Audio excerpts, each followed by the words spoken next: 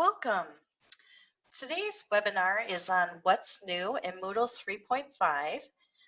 This is a repeat of a webinar that we did last spring, but a number of our clients have recently upgraded to 3.5, and so we thought we would redo it so that those of you that upgraded can see what some of the new features are that you can expect. So we'll get started. My name is Dr. Tammy Frame. I'm the Chief Education Officer for EClass for Learning, and this is my contact information. We are recording today's session, so if you were unable to come during the scheduled time and you're reviewing this, if you have any questions, feel free to send them to us. We'd be happy to answer. So EClass for Learning is a full solution open source e-learning provider. We provide LMS solutions such as Moodle. We do course development, onboarding and support, advanced reporting and analytics. We have e-commerce solutions. We have hosting. We do systems integration, and we can do customizations because we're an open source shop. So if you would like help with any of those things, feel free to contact us. Today we are meeting on Zoom, and there is a question and answer part in your controls. So if you have a question, please don't be shy and feel free to put it in there. That always makes the webinar more interesting. If we don't know the answer, we will research it and broadcast it to in an email to everybody that signed up. So please use that feature. We like that. We've organized today's webinar into 3 parts. So we're going to talk about what's new for end users in 3.5, what's new for instructors and course designers in 3.5, and what are the changes for site administrators.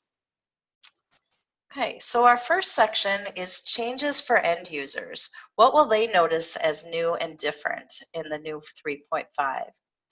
Well, first of all, there's a lot of visual improvements in 3.5, and one of them is if you use the dashboard, there are course images that you can now upload, and you would put the images in the edit course. When you go to your course editing settings and you put your summary, your title, you can now add a course image, and then those will show up in more of a block look in the dashboard, and it shows the percentage done, it shows the name of the course, and the description that you've given it.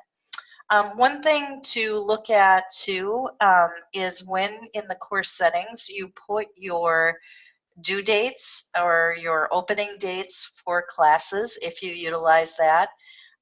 If you have it starting in the future, it'd be under the future tab. If you have the course with an end date, it might be under the user's past one. We have had some clients ask about that or not be able to find courses on their dashboard, and they were either in the past or the future based on the dates that were set up with the course. So just be aware of that. Okay, there is now a global search, and that can go, there are settings that you can set up for that, and it makes it much easier for end users to find things across the site. So that's a nice addition for end users. So those are kind of the 2 main things I think an end user would notice right off the bat. There are a number of changes for instructors and course designers that are exciting, so we'll go on to those next. One of those is an external tool for support for LTI membership. So LTI means that a course is actually housed usually on a different Moodle, and you can sort of bring those into your course. They're really running off the other, but it allows you to access it in your Moodle.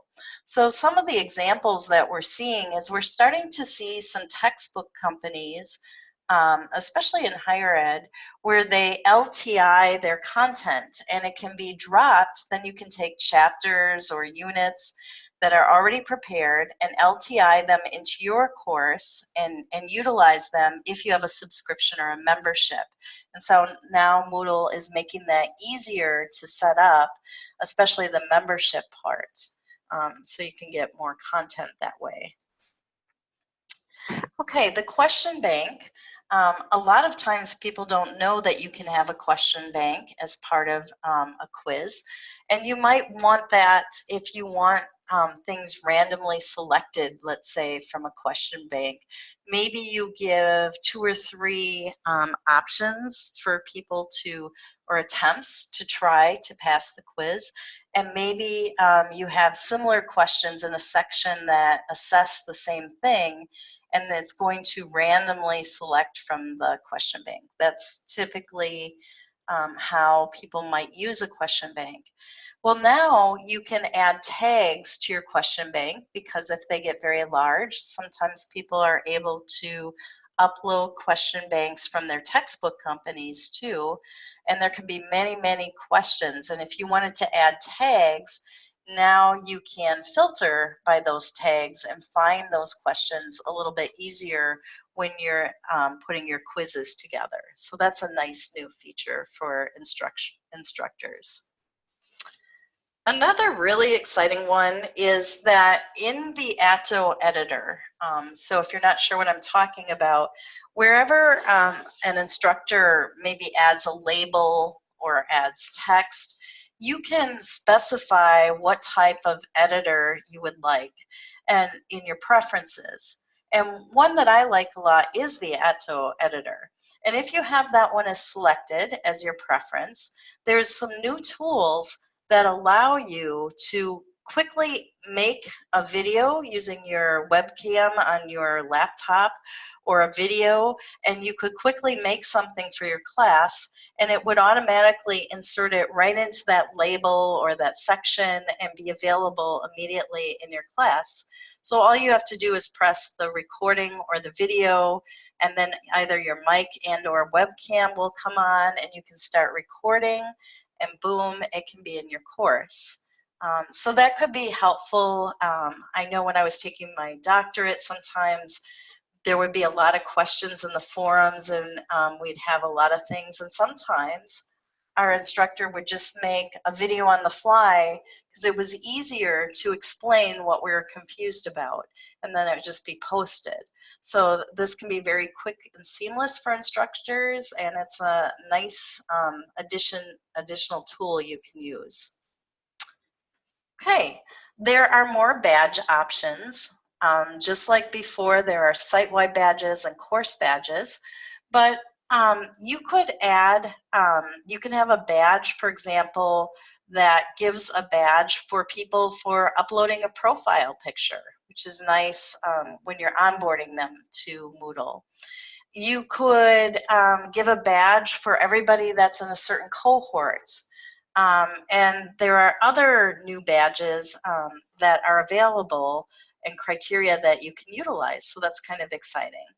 So like for here, this has been awarded if you're a teacher.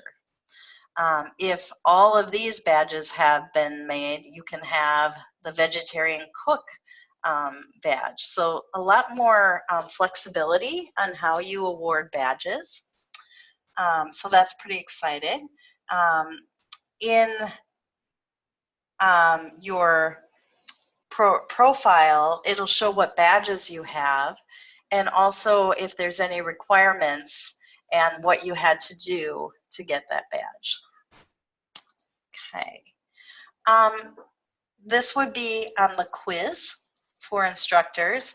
You can now specify in here what kinds of file types, when you're setting up an essay question in a quiz, you will accept.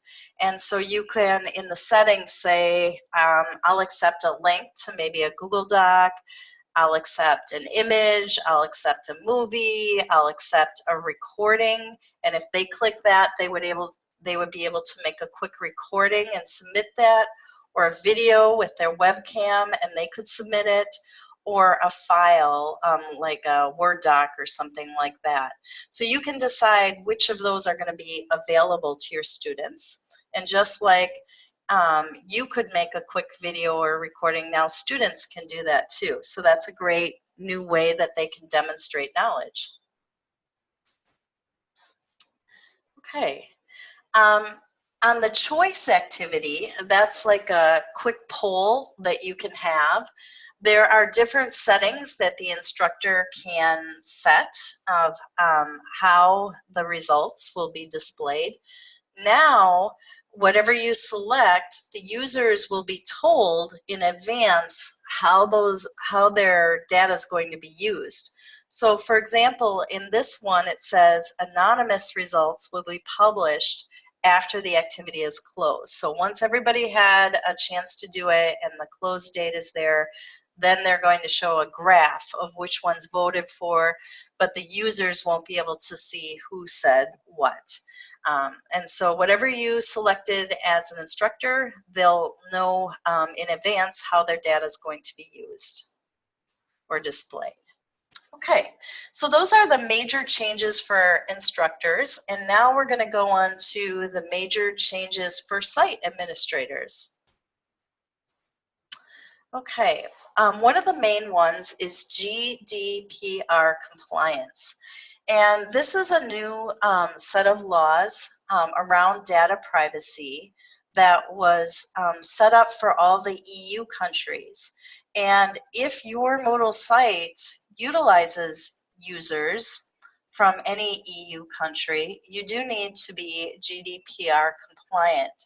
And if you need help with this, Seth Yoder, our network administrator, has experience setting this up with clients, and he's kind of our GDPR in-house compliance officer that can help you. Basically, what this requires is that any site where people log in and give personal information or data, there has to be certain things that you have to comply with. For example, if a user wanted to pull all their data off of a system, you need the ability of your software to do that. If they wanted to know all of the data that's been collected on them, you need to be able to pull a report on that as well.